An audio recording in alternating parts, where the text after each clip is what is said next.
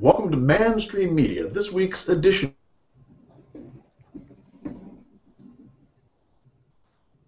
of MANstream, and with Paul Elam. Say hello, Paul.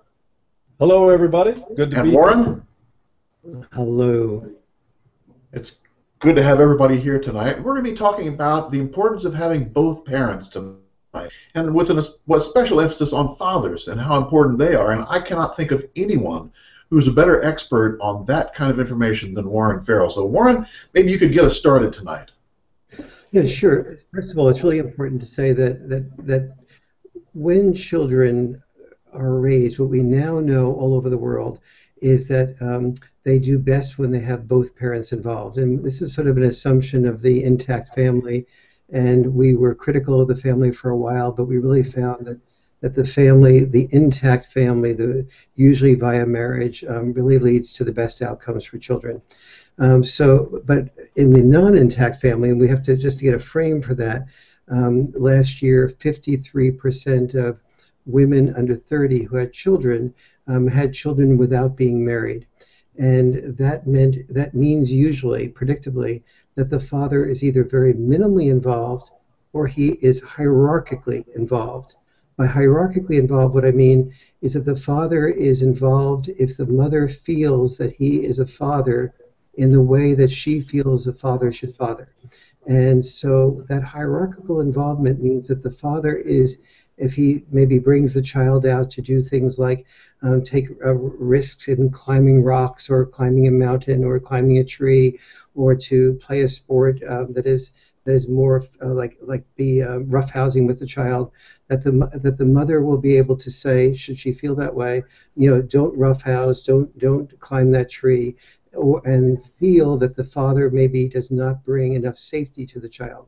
And it's often true that the father doesn't bring enough safety to the child, and that's one of the reasons why it's important for both mothers and fathers to be in the equation. Mothers usually overprotect, fathers often forget to sort of create enough safety. Although usually, interestingly, when fathers are fathering alone, they create more safety because they tend not to be dependent upon the woman for that. They also create more nurturance when they're fathering alone than they do when they're fathering with a mother, because oftentimes they leave the nurturing up to the mom.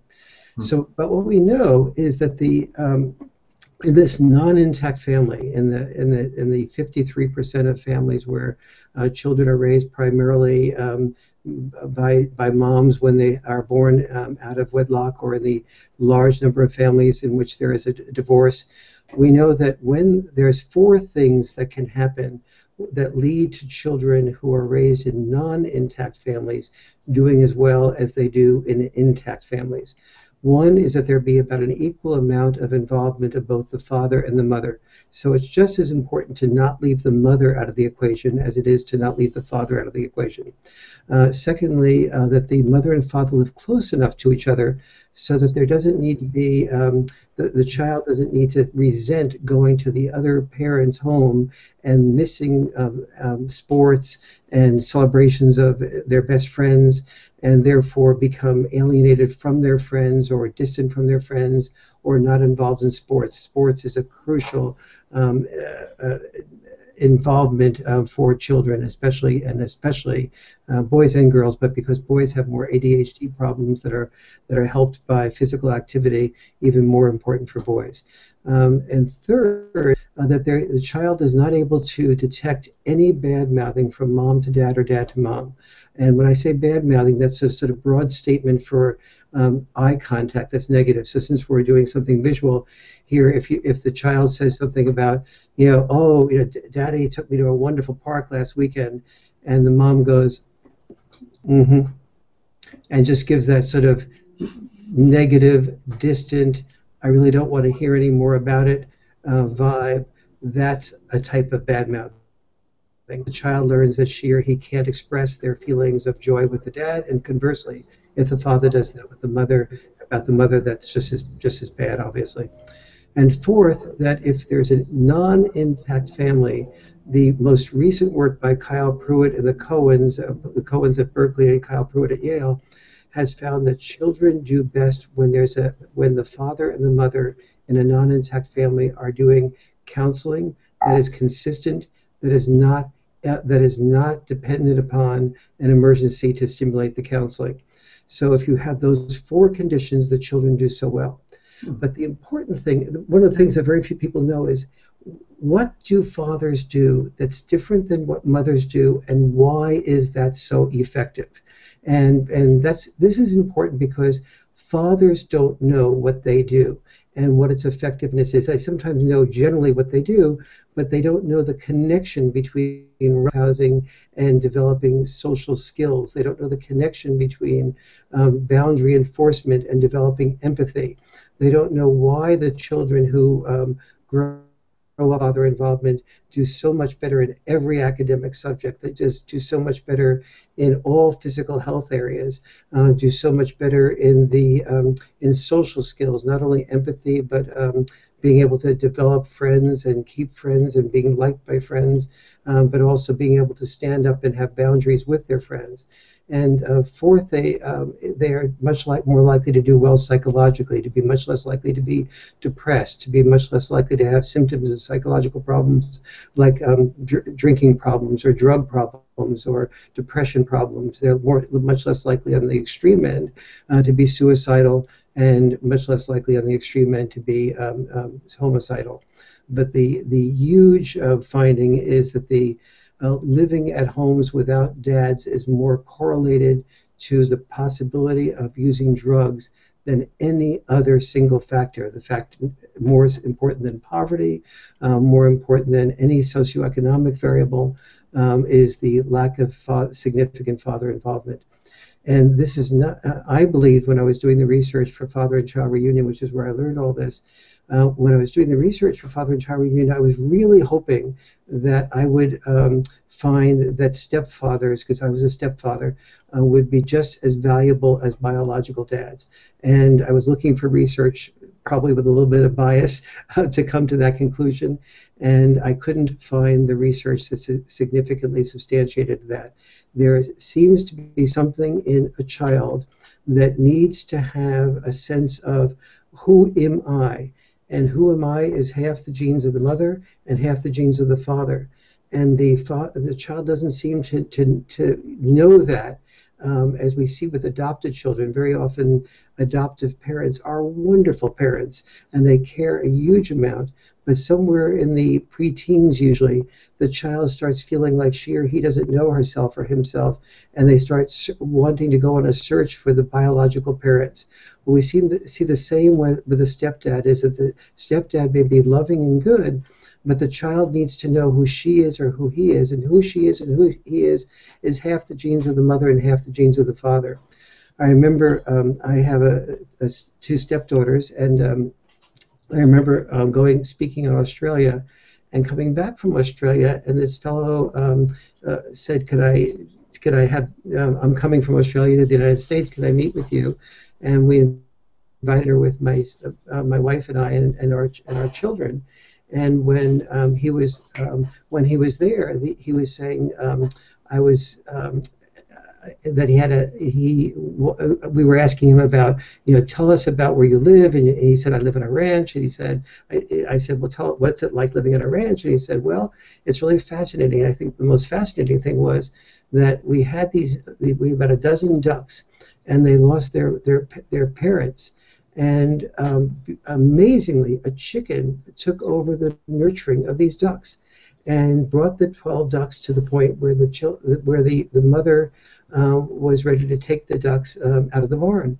And so on our property we had a lake, and the chicken sort of guided the ducks all the way down the side of the hill. And then when it got to the lake, the chicken started getting in front of between the ducks and the lake to make sure the ducks didn't go in the lake. But the ducks just went right around the chicken and just all jumped into the lake, and the mother chicken was just going berserk, and just all over the place. And my stepdaughter said, that's the one that's adopted. The adopted stepdaughter said, that's the way I feel. I feel like I am a duck being brought up by a chicken.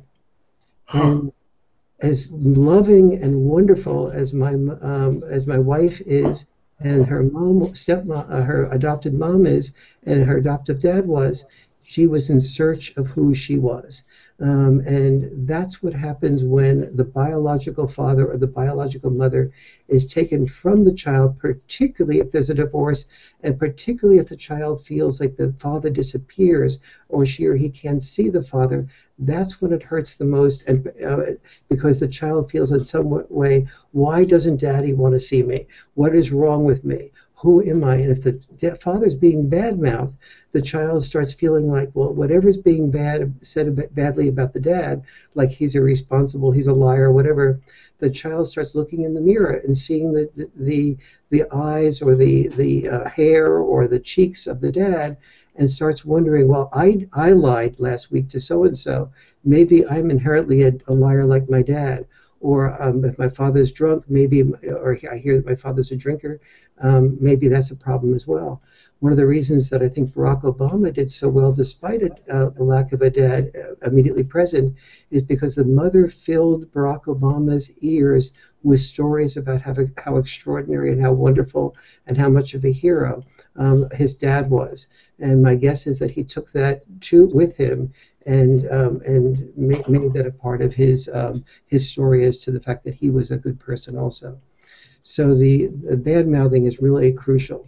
The things like the roughhousing are so important because children get a sense of when the father is roughhousing with the child, and sometimes the father pushes too far, the child learns with the safety of the father to say that's too much. So it learns to set boundaries, but also the father sets good boundaries usually and says if you poke me or pull my hair or whatever, I'm going to stop you and we're not going to do any more roughhousing tonight.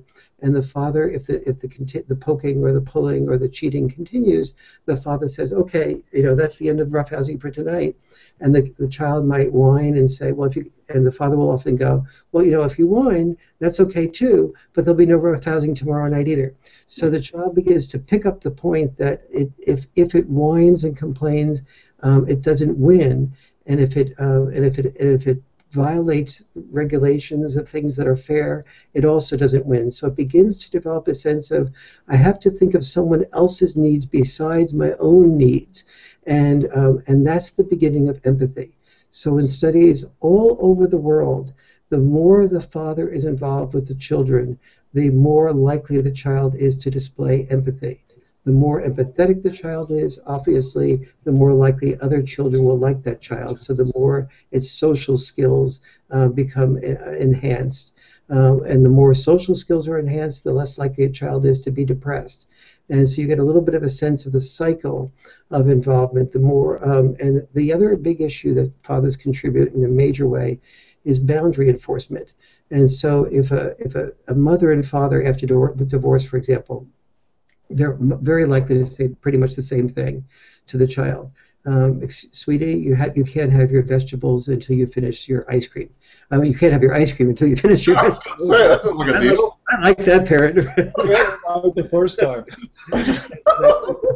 That's the child's fantasy, right? The great child's book. And so the child will do the same thing with both parents. It will test the boundaries to see if it can get away with having the ice cream without eating all the vegetables. And the mother will usually sense that, in a divorce situation, the mother will often be very sensitive to the child. Maybe the child's a little bit down, had a difficult day. These are my few precious moments with the child, so why am I going to get into an argument when the child says, I've had a few peas, can I have my ice cream now? The mother thinks that, for the sake of a few peas, I'm not going to get into a big argument about it. Okay, you've had a few peas, thank you for trying, and now you can have your ice cream. The dad is much more likely to say, excuse me, we had a deal here. The deal was that you couldn't have your ice cream until you finished your peas. When you finish your peas, you can have your ice cream. Oh, you're so mean, Daddy. Mom lets me have my peas, before I finish the ice cream. And the child goes, and the dad goes, that's fine. That's what you do at Mom's house. But at Dad's house, you can't have your peas until you finish your ice cream. I like Mom a lot better than you. Well, you won't have any ice cream. You can continue complaining, but there'll be no ice cream tomorrow night either. And then the child finally learns that it has to attend to finishing the vegetables before it has its ice cream. So what the child is learning with the dad is it has no choice but to do postponed gratification. That is, to get what it wants, the ice cream, it has to do what it has to do. And that is postponed gratification, and that skill development, that skill set of postponed gratification is the single most important stepping stone to academic success and to success in life. We know this from the marshmallow experiment years ago at Stanford, but it's been shown in dozens of different ways. And we also see this reflected indirectly in the ADHD gap between children raised primarily by dads and children raised primarily by moms. Children raised primarily by dads are only half as likely to have ADHD as children raised primarily by moms. Now, a certain amount of ADHD appears to be somewhat genetic, but genes get triggered by environment. And so one of the things that seems to trigger, so if we observe what I just talked about the vegetables and the ice cream, one of the things that happens there is that the child is learning with the dad's boundary enforcement that it has no option but to attend to pay attention to the task of finishing the vegetables before it gets the ice cream. So it can't develop attention deficit by hopping to try to manipulate a better deal of having a little bit of ice cream, or trying to get a better deal by appealing to the fact that it maybe was depressed, or a child was critical of it or bullied him or her in school today, and so therefore can I have my ice cream? And the mother feels badly, and her heart goes out and says, okay, you can have the ice cream sooner. And so, or I really miss dad, can I have the ice cream? So children learn to manipulate much more effectively with dad. So being with a mom is a good preparation for being an attorney, but being with the dad is very good preparation for learning how to not have attention deficit, but have attention focus in order to get what you want. So those are a few of the types of things that I say to dads. Dads, you can't expect moms to know this unless you do your homework, unless you do your reading, and you find out not just the outcome of what leads that children do so much better when there's father involvement, but you have to be able to explain in a loving way to the mom what you contribute and why you contribute and why you're doing what you do. And that way the mother knows you're a conscious dad, you're a mindful dad, you're a caring dad, and you're an effective dad. And that makes it a lot more likely that the mother will want you to stay involved. Yeah, that's interesting, Warren. And basically, what I'm hearing you say is that the father both pushes the limits and also sets the limits. Yes, exactly. And also hears the limits, the roughhousing and things like that, puts the child in a position to also say, Dad, don't do this anymore. And that teaches the child how, when she or he is in a sort of situation where they're being pressured by kids, like maybe a child's being pressured by other children to jump off a rock into a stream, and the child's really afraid to do that. When it doesn't have practice at saying, no, I don't want to do that, then it's oftentimes afraid, and it's vulnerable to being called chicken, or you a girl, or something along those lines that that many boys feel that means that you weren't willing to take the risks, and therefore you're not really able to play the role that we expect men to play, which is to risk our lives in order to save the family. It's amazing how many factors are involved in father absence. And in reading Father and Child Reunion, one of the ones that struck me was IQ. The fact that people's IQ is enhanced by having fathers present. Yes. What do you make of that? It's the risk-taking mostly, and also and there's two areas where that's found. Let's deal with the risk-taking area first. So, for example, the normal dynamic between a mom and dad is that the child will say, "Can I climb a tree?" And in an intact family, what happens oftentimes is that mom says, "Well, sweetie, you're a little young now, but in a few years, maybe yes." And the dad goes, "Yeah, let him climb the tree, or her climb the tree. It's it'll be okay." And the mom goes, "Yeah, and what happens if she or he falls out of the tree and breaks, gets a concussion or whatever?" And the dad goes, "Well, maybe I'll tell you what, I'll go out and the tree." And the mom goes, "Yeah, you'll go out with your cell phone, and you'll pay more attention to the cell phone than Mary or Joe." And the argument goes back and forth, and finally there's an agreement. And the agreement is something like, put the cell phone down, pay attention to the child, and no climbing beyond this point, and not these branches, they're weak, and the father goes out, with those caveats. But what the child gets from that is the child gets risk-taking beyond what it would normally be allowed to do with the mom alone, but it gets protection beyond what it may be inclined to get without the mom's input. And so, but what we found out from risk-taking is that as the child learns to sort of assess what branches are safe and what aren't, and what risk to take and what not, that neurons in the brain start connecting and firing in ways across synapses that do not happen, and the brain starts growing and developing more fertily, and IQ increases. And so this is an example of, but I know no father that knows this. So fathers don't tell moms this, and so moms just think it's recklessness on the part of dad that's involved here.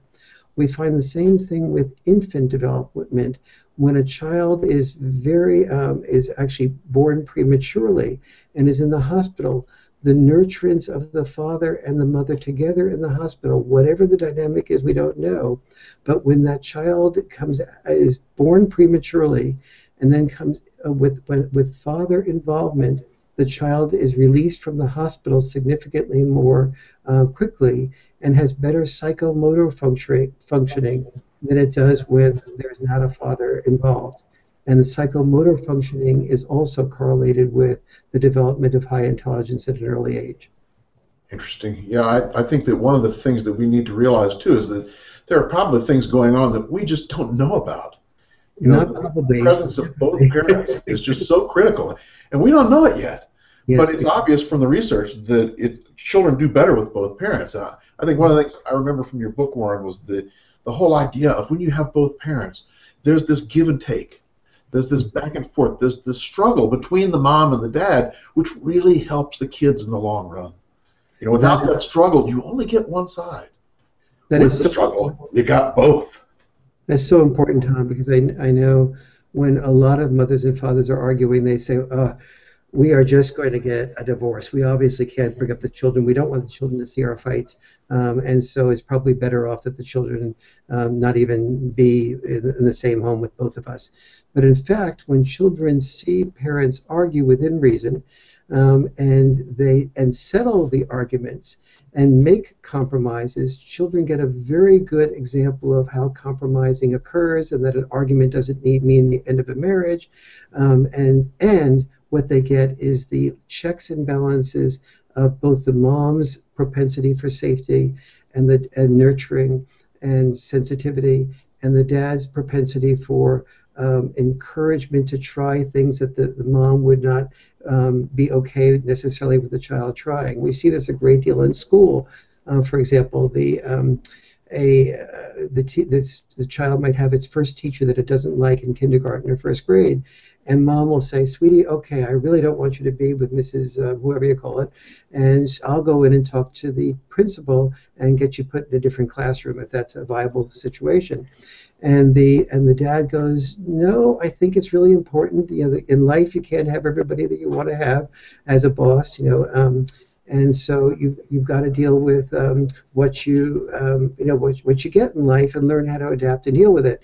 And mom will go, just not, the first year of school is so important, or the fourth year of school is so important, or this is 10th grade, which is crucial.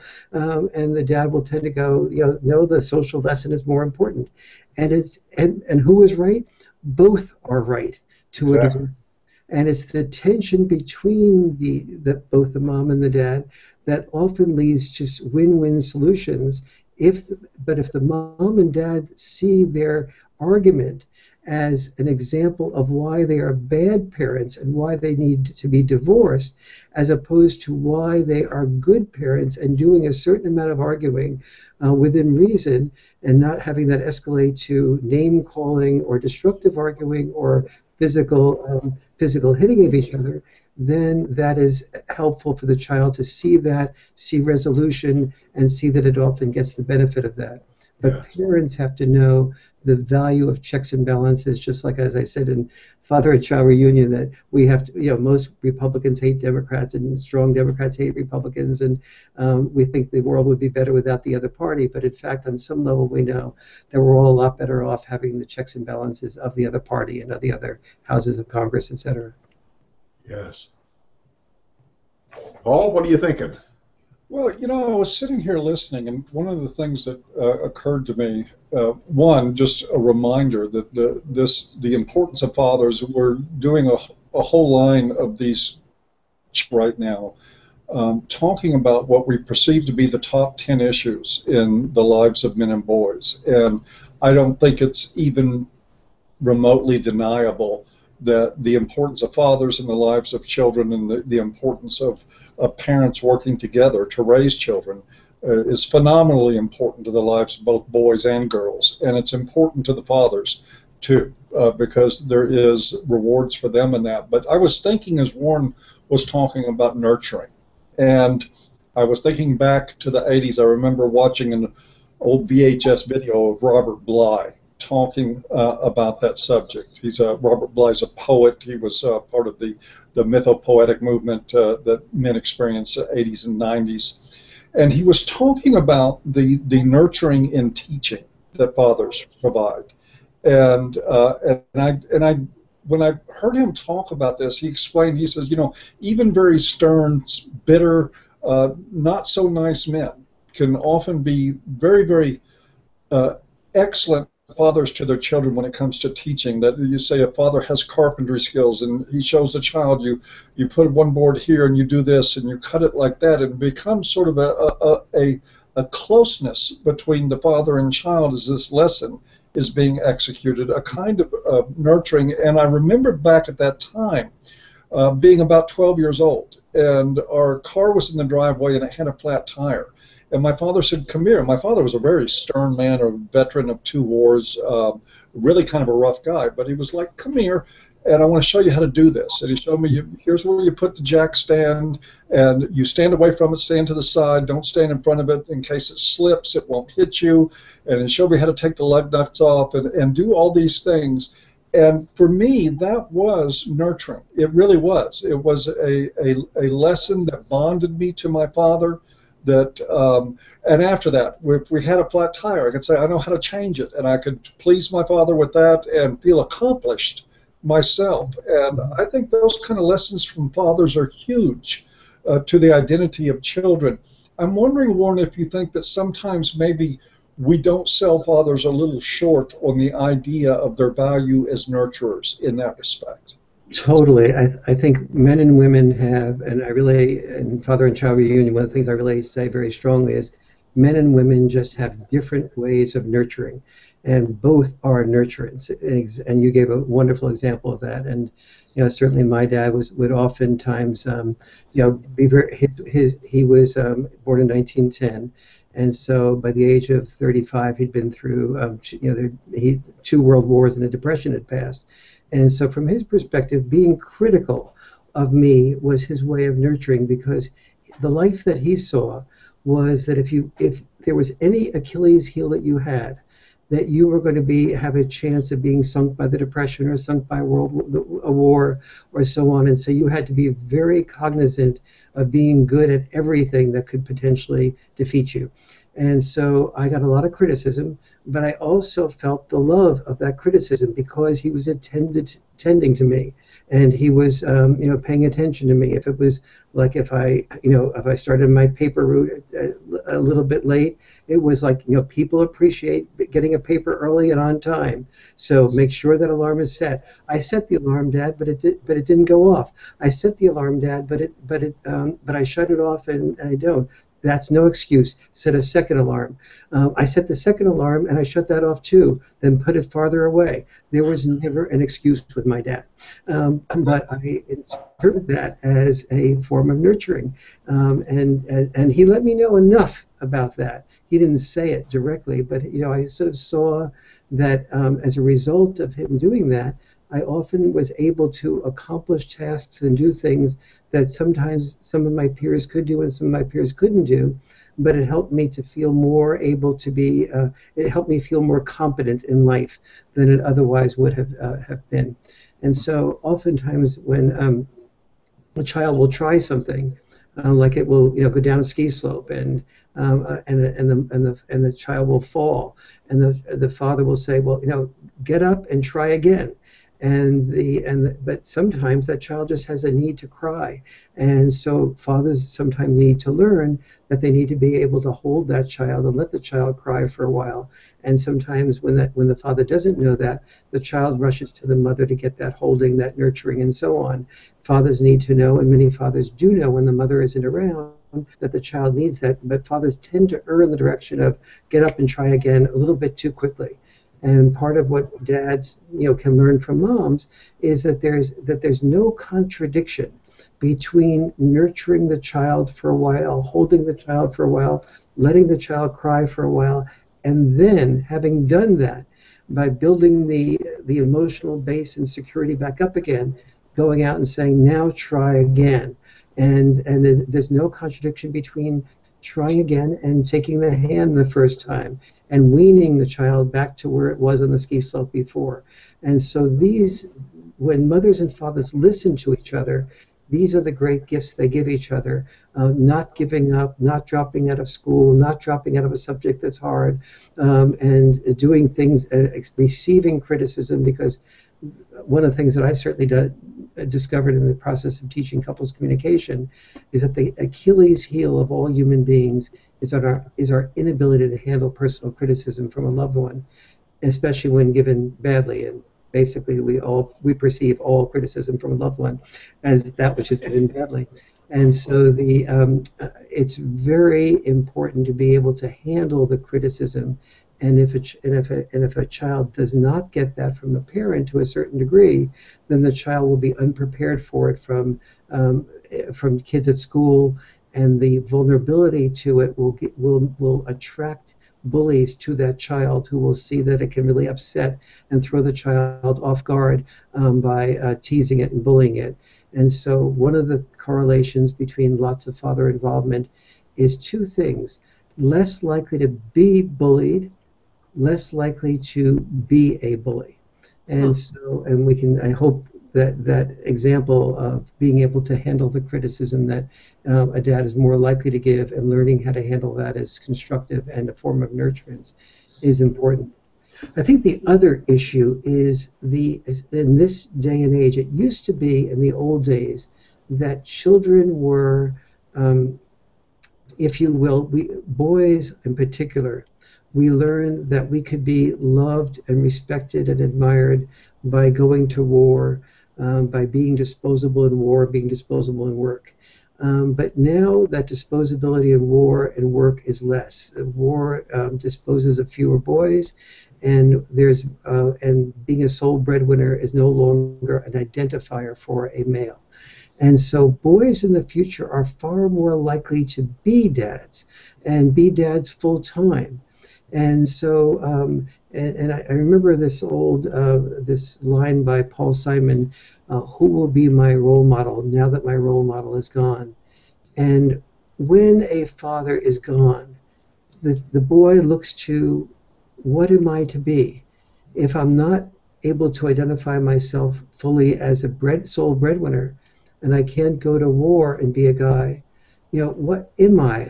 And if I want to be a dad, part-time or half-time or primary parent, how does that work? Without a role model as a dad, or seeing a dad sell product X or Y, but not be satisfied with what his life is about, having given up his dream maybe of being an artist or a writer or a musician or whatever it might have been the dad's dream, is not very enticing for a bright boy. So a bright, sensitive boy looks very frequently at the dad and sees the dad unhappy, maybe the dad having struggled being a father for a number of years, and then seeing the dad in an apartment and unable to even see the children. That doesn't look like a very enticing future for a bright boy who can see that and doesn't just follow instructions like a less to just do whatever he's told to do. And so you have among a lot of boys today a failure to launch.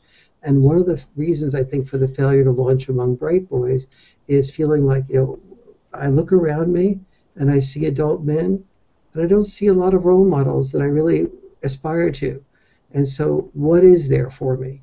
And so I think that's another crucial dimension of father involvement, is the importance of being a role model to your son and being for your daughter a sense, a man that she can trust, that isn't sexual, that can be close, that can sit on her lap, that she can sit on his lap, and there's no sexuality involved. That trust on the part of girls leads to teenage girls who have father involvement being far less likely to get pregnant out of wedlock, also being far less likely to have sex too quickly, and or being the opposite of that, being afraid of being sexual when they are, because they're never ready to be close to a male, because they don't know how to be close to a male. And so those are some, I think, dimensions of that. Long answer to a very good question. An interesting I wanted a follow-up to that, Warren. I agree with you, the importance of role modeling, that the ability to accept criticism from somebody you love. Yes. But what about when they're always wrong? That only happens in 0.11% of people, and you are part of that, Paul. It's my burden to bear. Yes, exactly right. Oh, me. You know, Warren, I'm very convinced that we have a huge understanding now that fathers are really, really important. But at the same time, I mean, the research shows that, your books show that, so many people who are MHRM know that, but we don't do anything about it. It's like the same thing, the same frustration I feel when I think about men who suicide, 8 out of 10, you know, or the male victims of domestic violence, or the just about any other men's issue you can think of. We've got the data out there, but there's no traction. Absolutely. Care. You and I were on a call together last week, or earlier this week actually, about creating a White House Council on Boys and Men, and one of the comments that came up as a consensus on that group that was forming this, or trying to form this White House Council on Boys and Men, was the point that the most potent force in this country is for the issues that we're talking about is mothers of boys. And there's groups like MOB, M-O-B, Mothers of Boys, and MOPS, Mothers of Preschoolers, which means about 60% of those will be mothers of boys as well, since many preschoolers are more than one in a family.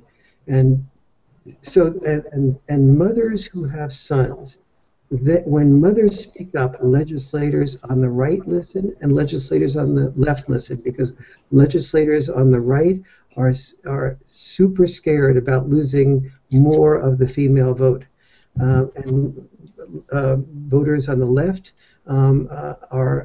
mothers on the left are powerful for legislators on the left, because they are scared of losing the female vote also. With 7 million more women voting than men, combined with the fear of losing that vote, there is an enormous amount of power in mothers. Now, the power in mothers is that when a mother hears when a woman hears a guy like you, me, or Paul talk about a fear of taking sexual initiative, the only thing an adult woman can think about is the time that a man took sexual initiatives too quickly with her and inappropriately with her and didn't pay attention to her nose. But when she hears her son reach out and say, I want to call Kristen, and Kristen is really attractive, and I know she won't be responsive to me, and the mother is far more likely to hear see the pain of his fear of being rejected and encourage him to make the phone call. And if he said, gee, I did this a little bit too quickly with Kristen because I didn't know what else to do, she sees his vulnerability behind his moving too quickly. And so that's where the future, that is what we need to understand, is that a huge political force to work toward issues that will be helpful to boys and men is in mothers who are able to see in their sons the need for fairness, the need for nurturance that that allows their sons' sensitivities and vulnerabilities to be paid attention to. Because when a mother has a son, she sees vulnerability where when a woman hears a man talk, she sees things that are just an outgrowth of a strong man, and if he's whining, that just turns her off. Yes, I agree with you, and I also agree that women are a powerful force when it comes to change with something like this. But what leaves me furious is that people won't listen to men. Yes. You know, they just won't listen, nor do they care. Let me interject something in that too. I mean, I share the frustration of men not being listened to. I certainly do. But I think that's something else that is even more frustrating for me. Is that, again, just like you pointed out, Tom, we do have, it's not just Warren's book, but his book is a super source for all this information condensed into one place. But the research is out there. We know that children need both parents. I think the cutoff time that I've heard most commonly quoted is that at least 35% of time to be with either parent, that is a minimum spot to start at, and that you try to reach for close to 50 from there, knowing that 50% is not always attainable, but that the goal is to at least get over 35. We know all this, and Warren's absolutely correct too, that women are the most powerful voting force in the American public, and women are being short-sighted about this issue. They will respond, I agree, when you talk to women about their sons. They will respond about their sons. And certainly not to women who have a son in a family court, who's having his children taken away and being reduced to a visitor 12, 13, 14% of the child's life. You will see that mother upset at what's going on. And also that is very much cutting into her access to her grandchild. Mm-hmm. But what we don't have in any significant force or level here are concerned women in this society that do have a strong political voice, that are creating political pressure to really bring about some rather radical change in the corruption in the family courts. And I want to try to segue this into something else, because I want to go back to something. I just don't want to let it go about something about Warren said that I think is so critically important about the roles of fathers in nurturing, and where men do have something that's very important to learn, which would help ameliorate in the long term, I believe, this problem. When are able to become a part of the emotional nurturing of their children. You see what happens to particularly, I think, to boys, and that's where we're focused on, so I'm just going to say boys for a moment. When they are driven to place all their emotional eggs in one basket, when they have one source for emotional comfort and relief, and one source for emotional safety from the time they're born, in being in the mother, and she becomes a designated place where he can cry, where he can express himself, where he can receive closeness and nurturing for his emotional condition, then he will grow up, I believe, to put all of his emotional eggs in the basket of women. And he will learn to see men from that experience as a place you don't go with your problems. You don't take your pain there. You don't do anything like that. So I think that is one area Warren has just smashed the nail on the head there. And I try. I think fathers get enough criticism as it is.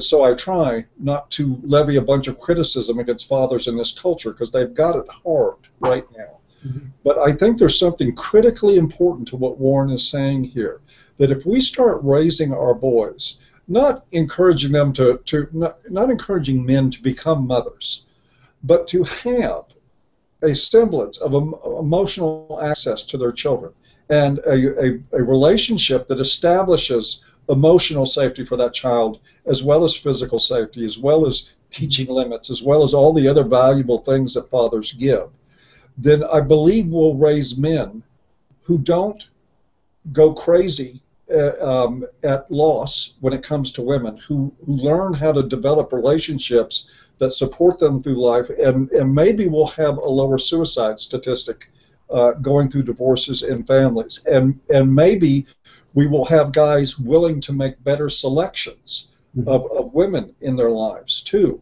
because what men tend to do is take who will accept them if they're attracted to them. I mean, that's in all fairness to men, what they tend to do is decide if they're attracted to a woman, and if they are, then they begin to rationalize why she's right.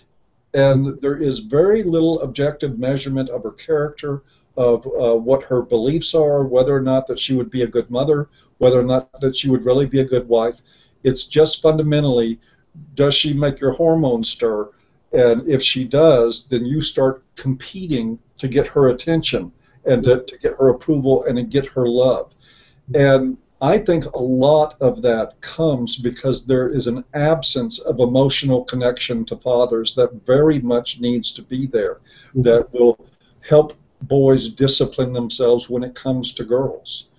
And it's no wonder, because what do we see when we raise boys without this strong emotional connection to their fathers? We see many homes where the rule of law is if mama ain't happy, nobody's happy. We do see a lot of homes where the mother is a dominant abusive force in the home, and she becomes a dominant abusive force after the divorce, and the parental alienation thing comes up and everything else. But Warren addressed that, and I wanted to come back to it, because I really do think that there is a need for men to start to really recognize the value of their emotional connections to their son, and in creating emotional safety with their sons, which men are not normally raised to learn how to do. That this is something relatively new, but I think it's like really important. Yeah, I think you're right about that, but I also think that men intuitively know this, and they do it automatically. You know, they do it without thinking a lot of times. It's like the whole thing about throwing the kid up in the air. But you know, Tom, I don't know about that. I mean, I think men do intuit a lot about parenting that most people would never give them credit for. I really do. But, you know, and it may be a generational thing. But I know in my upbringing, you didn't cry around my father. He would give you a reason to cry about. You didn't express pain around him. It was okay around my mom. But it wasn't so much around him. You would learn lessons from him. You'd get disciplined. But I'm not so sure that men intuit this quite that much. And that's not. I think we're coming from a different point of view. Very nurturing, you know. So I grew up in a home where the father was probably just as nurturing as the mother in some ways. So we have a different experience. Yeah.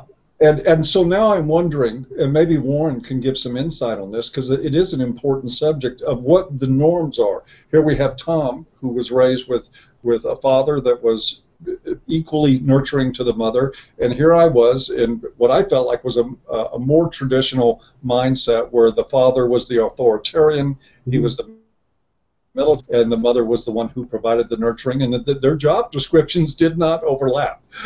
So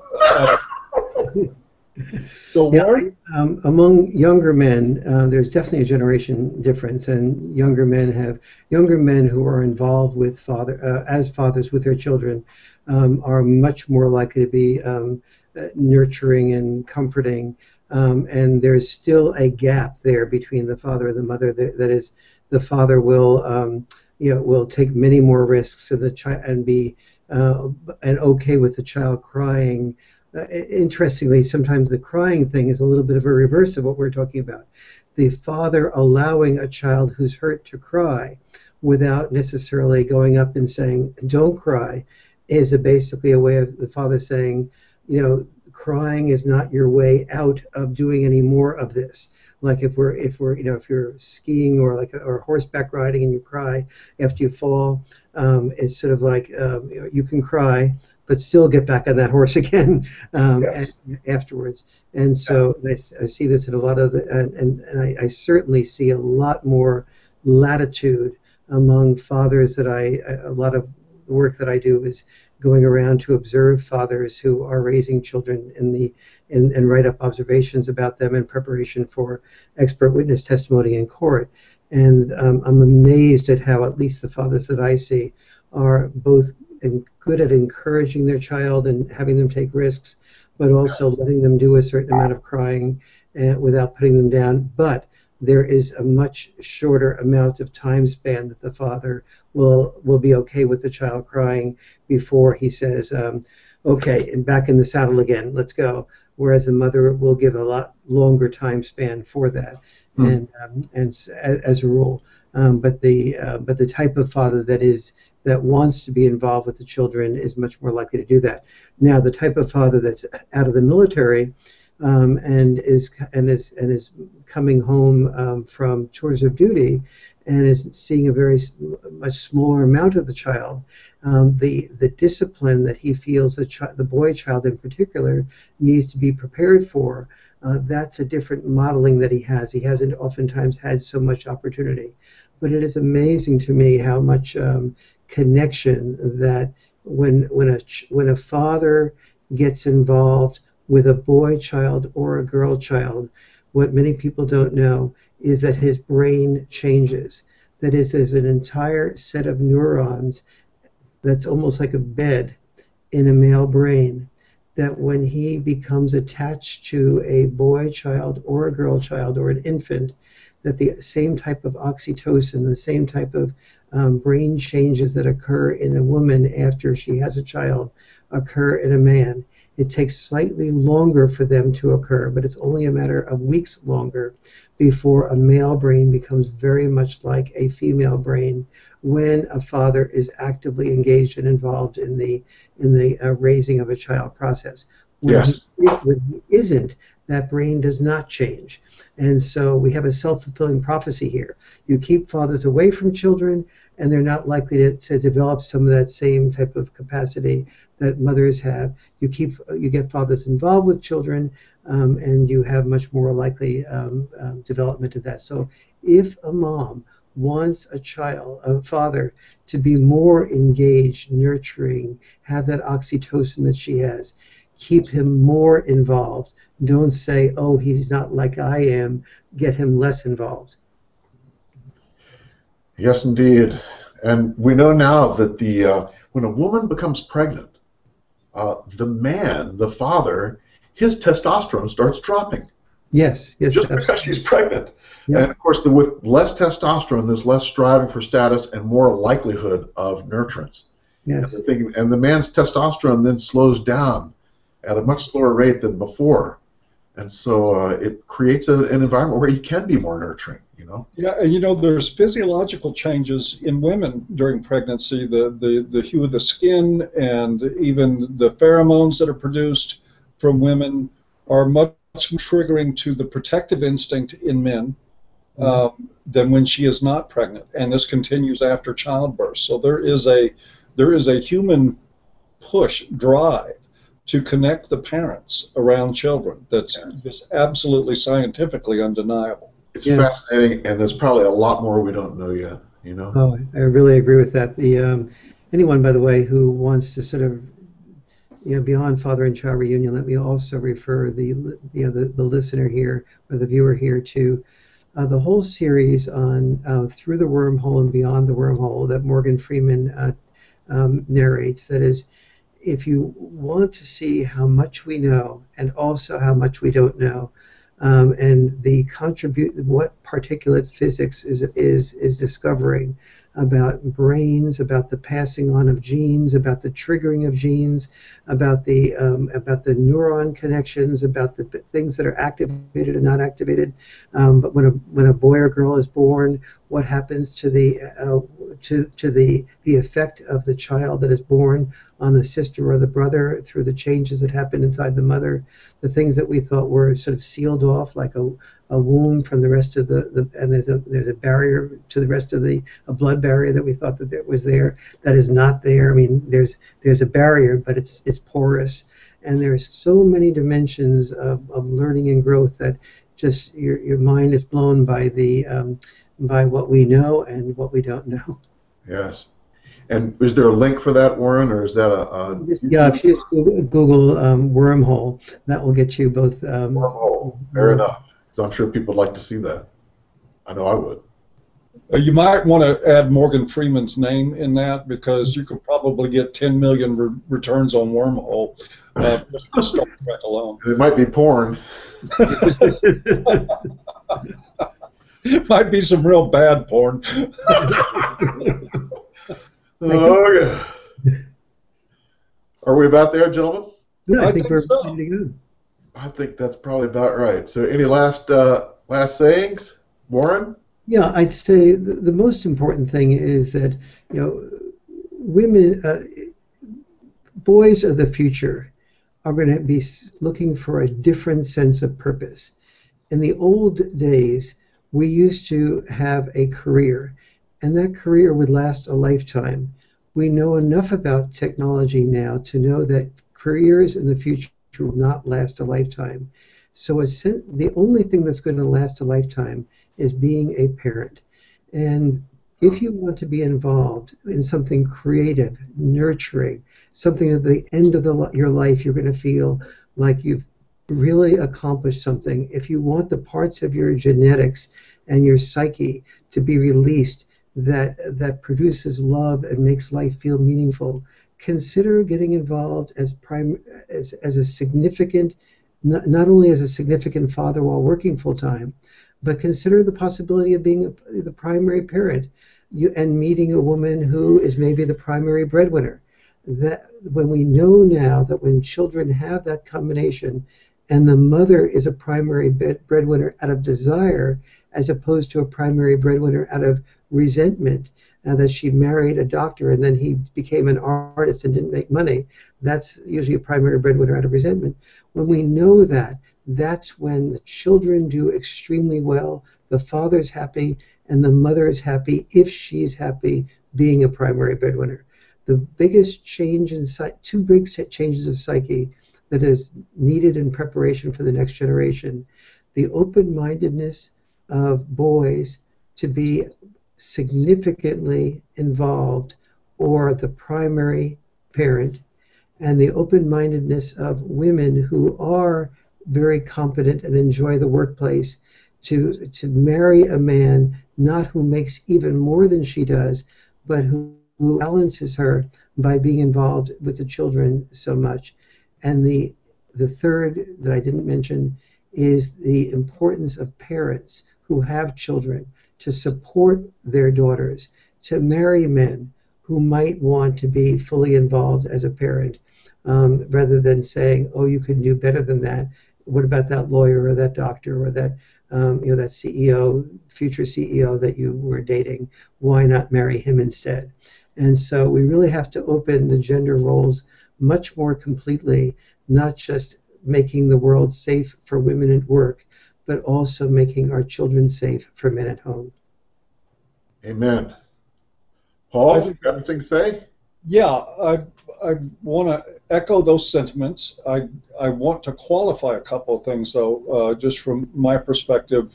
One, I think what Warren says is absolutely true, that in terms of our future, that there is no doubt that the vastly increased involvement of fathers is what is needed. It is a very important social shift that needs to happen. However, that is not the trend that's happening right now. There is no trend for women to marry down, none at all. There are certainly the traditional standards are holding true there, and men, on the other hand, are trending away from marriage altogether. And there are very, very substantial reasons for why, on men's part, that this is happening. We have, despite our desire to create a better future for children in this culture, which is certainly there, we have a highly corrupt family court system, which is a minefield for men to walk through. I think that's somewhat lessened if men marry women that make more money than them, because courts do tend to go after money. That is one of the primary motivators of this whole corrupt family court system.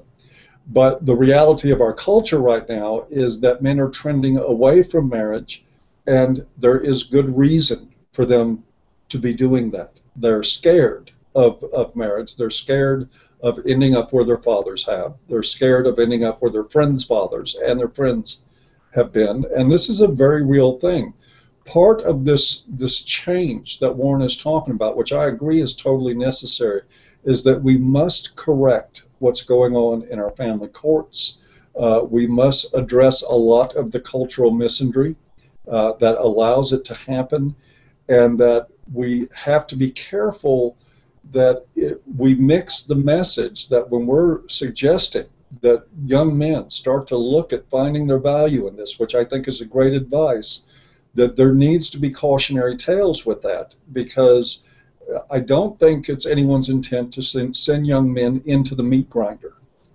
We've had enough of that, and it is that bad. I mean, when we're not talking about hyperbole here or over dramatization, we're talking about a family court system that has been corrupted to the point that it's like the mafia, where it concerns visitation and child support. They simply don't enforce it. Especially lower income men have almost no chance in those situations of getting any justice, while there is legal assistance provided to women. So we have to continue also to push it for a change in the cultural narrative about these problems. We have to have discussions that involve men and involve their issues, and realistically address this, not just men becoming better fathers, but making it safe to be a father. Absolutely. And there is a big difference between the two, and we can't lose sight of that. And one, just wrapping up here, as always, especially on this subject, I would recommend people get Warren's book, Father and Child Reunion. Absolutely incredible stuff. Read it. Your IQ will jump 10 points from reading the book, and your knowledge about these issues will increase drastically.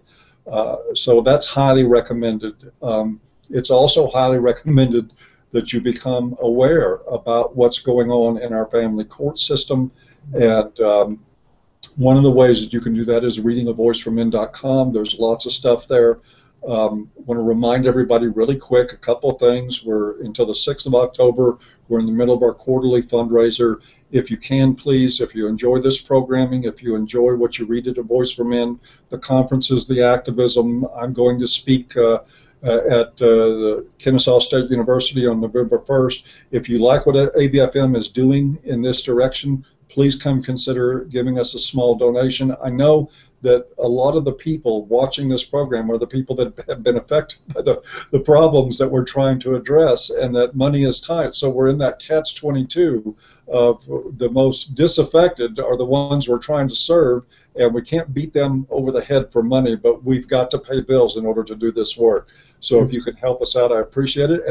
And whether you can help us out with that or not, we'd appreciate if you'd subscribe to this channel, because that helps build our numbers and helps spread the word. If you could follow us on, we're at Patreon, A Voice for Men, Facebook, Twitter. We've got all the social media stuff going. Help spread the word, and we'll be able to continue to bring you more information on MANstream Media that you will not be getting in other forms of media, and that's a really important thing. Thanks. Indeed, and I can't agree more. You know, MANstream Media brings you something a bit different. You know, we look at the issues from a male-friendly perspective, like's been done tonight. And a part of what I love about this is that you get very different perspectives, even from within this group. Warren gives you a very powerful look into things from his perspective. Paul gives you a very powerful look into things from his perspective, and both are right on the money. So on that note, maybe we'll say good night. And remember one thing. Remember there's no I in MANstream. We'll see. Indeed there's not. Good night, everybody. A golden coach here.